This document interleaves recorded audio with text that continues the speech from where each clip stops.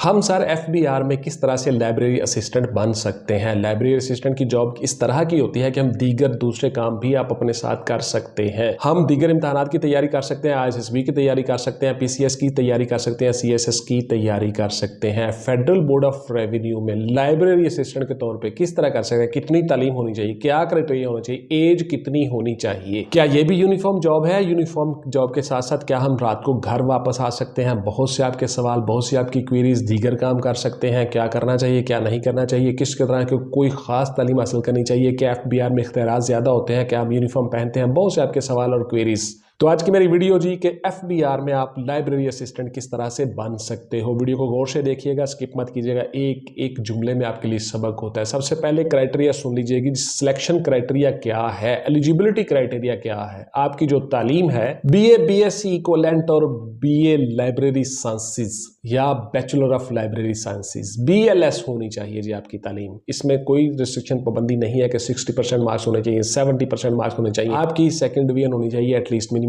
50% आपके मार्क्स होने जरूरी हैं। उम्र आपकी जो है वो 25 से 30 साल के दरमियान में होनी चाहिए, यानी 25 साल आपकी एज है, 5 साल जनरल एज रिलैक्सेशन हासिल है। इस तरह से आपकी उम्र 25 से 30 साल के दरमियान में होनी चाहिए। कद, छाती, नजर, विजन, चेस्ट, दौड़ शोड़, इसमें NA है, नॉट एप्लीकेबल है जी, आप नहीं करेंगे जी, गौर से सुन ले। आपकी दौड़ नहीं होगी, पुशअप नहीं होंगे, चिनअप नहीं होंगे, सिटअप नहीं होंगे। आपका जो बेसिक पे स्केल है वो 12 होगा जी, 12 BPS 12 के मुताबिक आप काम करोगे। 50 से 55 हजार के दरमियान आपकी सैलरी होगी। गौर से सुनते जाएगा, फिर आप कहते हैं कि सर आपने सैलरी नहीं बताई, फलानी किया। वीडियो को पूरा देखा करें, स्किप मत किया करें, बहुत सी चीजें होती हैं इसमें। मेल फीमेल दोनों अप्लाई कर सकते हैं। www.paknavy.gov.pk इस वेबसाइट पे आप अप्लाई करोगे और उसी से चालान फॉर्म और हर चीज आपको मिलेगी। इसके अलावा Pakistan navy recruitment and selection centres पे जाके भी आप अप्लाई कर सकते हो। तमाम डॉक्यूमेंट्स की, डिग्रीज की, असनाद, डोमिसाइल, CNIC, आपकी तमाम डिग्रियां, आपकी हर चीज जो है उसकी आप फोटो कॉपियां बना के 3 सेट बना के पास रख लें। उसके बाद जब आप रिटर्न एग्जाम देने जाओगे या इंटरव्यू के लिए जाओगे या किसी भी मतलब के जब आप सिलेक्शन के लिए जाओगे तो आप अपने ओरिजिनल डॉक्यूमेंट्स भी साथ लेकर जाओगे।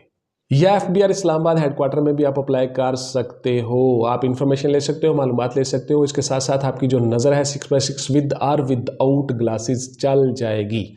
www.fbr.gov.pk इस वेबसाइट पे आप अप्लाई करोगे। FBR federal board of revenue. उसके साथ साथ फिर आपकी नज़र जो है, विजन जो है 6x6 विद और विदाउट ग्लासेस दोनों तरह से चल जाएगी। मेल फीमेल दोनों इसमें अप्लाई कर सकते हैं। आप जरा सिलेक्शन क्राइटेरिया सुन लीजिए। सबसे पहले आपकी होगी डॉक्यूमेंट्स की स्क्रूटनी, कागजात की स्क्रूटनी हो गई, आपको रोल नंबर स्लिप्स इशू हो गई, आपको SMS आ गए। उसके बाद सबसे पहले आपका होगा जी तहरीरी इम्तहान, रिटर्न एग्जाम होगा जी आपका, जब कभी आप शुरू होने जा रहे हैं। रिटन एग्जाम में किस तरह से कौन कौन से सवाल आते हैं, इस पे भी मेरी वीडियो आ रही है, इंशाल्लाह वो भी देख लीजिएगा। बहुत सा हम काम कर रहे हैं जी, बहुत सी चीजें कर रहे हैं। हम इंस्टीट्यूशंस में जाके मुख्तलिफ लोगों से इंटरव्यू करेंगे, उनको बताएंगे जी वो किस तरह से इस कामयाबी तक पहुंचे, किस तरह से उन्होंने सक्सेस हासिल की, किस तरह से उन्होंने जॉब हासिल की, उन्होंने किस तरह से कितनी मेहनत की। ये सारी की सारी चीज़ें मुख्तलिफ बच्चों के इंटरव्यूज़ आपको दिखाएंगे। इस तरह से हम काम करना शुरू कर रहे हैं जी। हमारा दूसरा चैनल इंशाल्लाह आ रहा है बहुत जल्द। उसके बाद जी आपका रिटन एग्जाम हो जाएगा, तहरीरी इम्तहान होगा। तहरीरी इम्तहान में मल्टीपल चॉइस क्वेश्चंस का पेपर होगा जी आपका 100 का, गौर से सुन लें। उसमें आप पास हो गए। उसके बाद फिर आपका होगा पर्सनैलिटी टेस्ट या एप्टीट्यूड टेस्ट।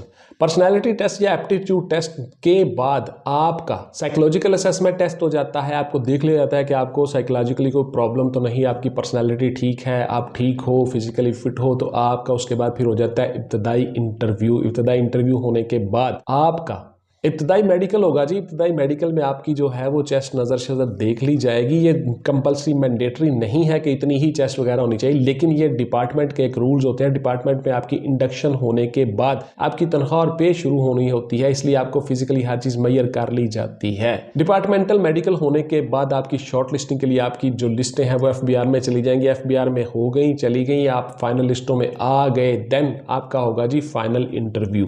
फाइनल इंटरव्यू होने के बाद आपकी सिलेक्शन हो गई। फाइनली आपकी सिलेक्शन होने के बाद आप लाइब्रेरी असिस्टेंट के तौर पे आपको ऑफर लेटर जारी हो जाएंगे। ऑफर लेटर आपको जारी हो गया, ऑफर लेटर पे आपने सिग्नेचर करके उसमें टर्म एंड कंडीशंस लिखी होती हैं, इतनी आपकी पे होगी, इतनी आपकी ड्यूटी होगी, ये आपकी रिस्पॉन्सिबिलिटीज होंगी, जिम्मेदारियां होंगी, अगर आप ये करेंगे तो ये हो जाएगा। वो सारे रूल्स एंड रेगुलेशन लिखे होते हैं उस ऑफर लेटर में, उसको आपने सिग्नेचर करके वापस कर दे दिया, जमा करा दिया, सबमिट करवा दिया, तब आपकी जॉब शुरू हो जाएगी। जिस दिन आपका मेडिकल हो गया सर्विसेज हॉस्पिटल या सरकारी डीएचओ किसी भी हॉस्पिटल से, उस दिन से आपकी पे शुरू हो जाती है, आपकी ट्रेनिंग हो जाती है। ट्रेनिंग के बाद फिर आपकी इस लाइब्रेरी असिस्टेंट के तौर पे पोस्टिंग हो जाती है। अब आपकी पोस्टिंग कहां कहां हो सकती है, गौर से सुन लें। एफबीआर हेडक्वार्टर इस्लामाबाद में आपकी पोस्टिंग हो सकती है। आपकी पोस्टिंग जो है वो सूबाई एफबीआर हेडक्वार्टर्स में हो सकती है। किसी भी सूबे में वफाकी महकमा है, फेडरल बोर्ड ऑफ रेवेन्यू, इसलिए आपकी पोस्टिंग कहीं भी हो सकती है, लेकिन कोशिश यही की जाती है कि आपकी पोस्टिंग आपको घर के नज़दीक दी जाए, आप फैमिली की लुक आफ्टर भी कर लें और उसके साथ साथ अपनी जॉब भी कर लें। उसके बाद आपकी पोस्टिंग हो सकती है जी एफबीआर डिविजनल हेडक्वार्टर्स में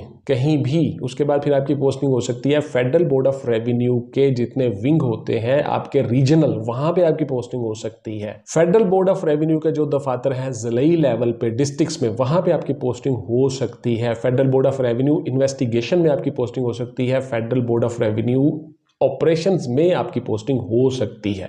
आपकी लाइब्रेरी असिस्टेंट के तौर पर खिदमात ली जाती हैं, जहां जहां पे एफबीआर की लाइब्रेरीज मौजूद होती हैं, पढ़ने लिखने के काम, वहां पे आपकी पोस्टिंग हो सकती है। उसके बाद जी एज में, जनरल एज जो है उसमें एज रिलैक्सेशन किस किस को किस किस तरह से हासिल है वो भी जरा गौर से सुन लें जी। साहब जो फौजी हैं, जो पैरामिलिट्री ट्रूप्स या फौज में काम कर चुके हैं, उन सब के लिए 15 साल एज में जनरल रिलैक्सेशन हासिल है। इसके साथ साथ जो सरकारी मुलाजमीन हैं उनमें 10 साल एज की रिलैक्सेशन हासिल है। उसके साथ साथ जो शोहदा के बच्चे हैं उनको 5 साल जनरल एज रिलैक्सेशन हासिल है।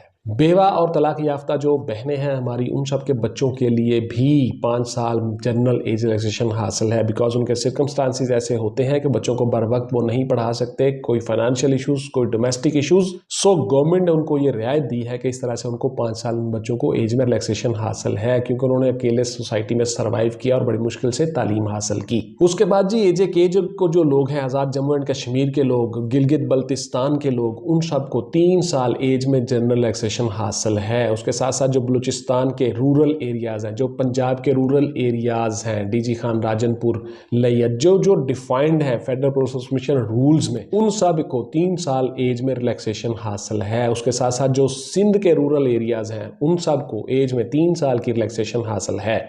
इसके साथ साथ फाटा एजेंसीज और गिलगित बल्तिस्तान तमाम लोगों को भी 3 साल जनरल एज रिलैक्सेशन हासिल है। एज में जो शेड्यूल्ड कास्ट है उन सबको 3 साल एज की रिलैक्सेशन हासिल है।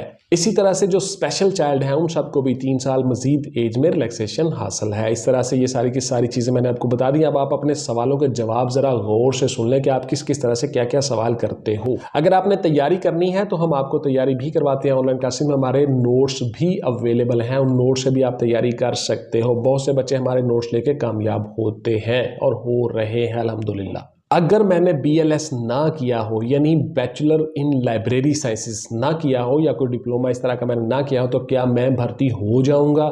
बिल्कुल नहीं जी, आप भर्ती नहीं होंगे। आपको BLS करना बहुत ज़रूरी है, बिकॉज आपको लाइब्रेरी साइंसेस का पता हो, आप आसानी के साथ उसमें आ सकते हो। क्या ये सर यूनिफॉर्म जॉब है? बिल्कुल जी, ये यूनिफॉर्म जॉब है, लेकिन प्रोबेबली यूनिफॉर्म पहनते नहीं हैं लाइब्रेरियंस, लेकिन FBR की मुतलका जो यूनिफॉर्म है वो आपको मिलती है। आप यूनिफॉर्म जॉब कर सकते हो, यूनिफॉर्म पहन सकते हो जी, पहन के बैठ सकते हो वहाँ पे अपनी ऑफिस में। क्या उम्र में कोई मजीद रियायत हासिल है? बिल्कुल नहीं जी, उम्र में आपको कोई मजीद रियायत हासिल नहीं है। क्या इसमें तरक्की होती है सर, प्रमोशन होती है? बिल्कुल जी, आपकी प्रमोशन होती है। लाइब्रेरी असिस्टेंट से आप लाइब्रेरियन बनते हो, फिर सीनियर बनते हो, फिर असिस्टेंट डायरेक्टर बन जाते हो, डिप्टी डायरेक्टर बन जाते हो, डायरेक्टर बन जाते हो। बहुत सी प्रमोशन आपकी होती है। तो इस तरह से आपके विंग्स भी चेंज हो जाते हैं। जो आप आगे जाते हो, क्लैरिकल जितना अमला होता है उस स्टाफ में आपकी पोस्टिंग कहीं भी हो जाती है, इसलिए प्रमोशन होती है जी आपकी। बहुत अच्छी तनख्वाह और पे भी होती है। फेडरल बोर्ड ऑफ रेवेन्यू में आपकी तनख्वाह थोड़ी ज़्यादा होती है, अलाउंसेस ज़्यादा होते हैं, इसलिए आपकी तनख्वाह ज़्यादा हो सकती है। क्या हम शाम को घर आ सकते हैं? जी बिल्कुल जी, आप शाम को घर जा सकते हो, कोई पाबंदी नहीं है, कोई रिस्ट्रिक्शन नहीं है, आपको घर जा सकते हो। आपको पोस्टिंग ही वहाँ पे दी जाती है जहाँ पे आपका घर नज़दीक होता है और उस घर में, उस जगह पे, उस डिस्ट्रिक्ट में आपकी पोस्टिंग हो जाती है, आप शाम को घर आ जाते हो। ये कोई ऐसी जॉब नहीं है खुदा न खासा को आपको 24 घंटे ही रहना पड़ेगा। आप 8 घंटे अपनी ड्यूटी करके शिफ्ट वाइज घर आ सकते हो।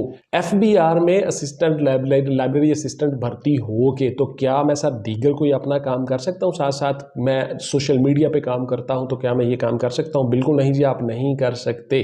सरकारी तौर पे पाबंदी होती है, रिस्ट्रिक्शन होती है। हाँ अलबत्ता आप छुप छुपा के को काम करते हो, किसी को पता नहीं चलता, वो एक अलग बात है, लेकिन ऑफिशियली आप ऐसा नहीं कर सकते। ये रूल्स की वायलेशन की खिलाफ वर्जी होगी और आपके खिलाफ कोई ना कोई इंक्वायरी स्टैंड हो सकती है, इसलिए आप ये काम नहीं कर सकते। क्या रिटन टेस्ट जो है उसमें पास होना लाजमी है? कितने नंबर लेने लाजमी है? क्या कितने, मैं 50% अगर नंबर ले तो क्या मैं पास हो जाऊंगा? 50% वालों को इंटरव्यू के लिए बुला लेंगे? तो देखिए ये डिपेंड कर रहा होता है कितने कैंडिडेट हैं और कितनी वैकेंसीज और उनकी तादाद क्या है, इस तरह से आप उसमें जॉब में आते हो। यानी अगर फर्ज किया 1000 कैंडिडेट है मिसाल के तौर पर और हमारे पास सीटें हैं 10, तो ऊपर वाले जो 1000 बंदों में से जिन्होंने सबसे ज़्यादा नंबर लिए होंगे, ऊपर वाले 10, उनको रख लिया जाएगा। या अगर इंटरव्यू के अगेंस्ट, एक सीट के अगेंस्ट अगर 5 बंदों को रखा जाता है तो 50 बंदों को वो बुला लेंगे इंटरव्यू के लिए 1000 में से। तो अब 1000 में से जो 50 बंदे बुलाए हैं उनमें से जो 50वां आखिरी बंदा है उसके फर्ज किया नंबर है 71, तो 71 उसका जो है वो मेरिट बन गया। अब 71 से जितने ऊपर हैं 49 बंदे, वो सारे के सारे उसमें फॉल करेंगे। आखिरी बंदा जो 50 बंदे उन्होंने बुलाए थे, आखिरी जो बंदा है उसके 71 है, तो 71 उसका मेरिट बन गया। अब 50% वाला ना ही पास है, ना ही 60% वाला पास है, ना ही 69 या 70 वाला पास है, 71 वाला ये पास है जी। अब मेरिट 71 पे आके टिक गया, खत्म हो गया है। तो इस तरह से ये पॉलिसी और क्राइटेरिया बनता है कोई भी जॉब हो। तो इस तरह से आप FBR में लाइब्रेरी असिस्टेंट के तौर पे काम कर सकते हो, लाइब्रेरियन बन सकते हो और फेडरल बोर्ड ऑफ रेवेन्यू में अपनी जॉब का आगाज कर सकते हो। इंशाल्लाह मिलेंगे किसी अगली वीडियो में जी। टिल देन टेक केयर, अपना और अपने खानदान का ढेर सारा ख्याल रखिएगा। अल्लाह हाफिज़ एंड गुड बाय। पाकिस्तान जिंदाबाद।